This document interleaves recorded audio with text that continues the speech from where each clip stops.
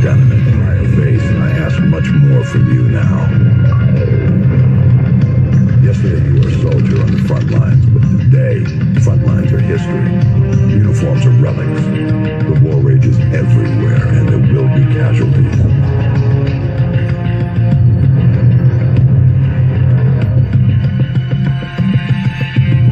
This man, Makarov, is fighting his own war, and he has no rules, no boundaries. He doesn't flinch at torture, human trafficking, or genocide. He's not loyal to a flag or a country or any set of ideals. He trades blood for money. He's your new best friend. You don't want to know what it's cost already to put you next to him. It will cost you a piece of yourself. It will cost nothing compared to everything you'll save.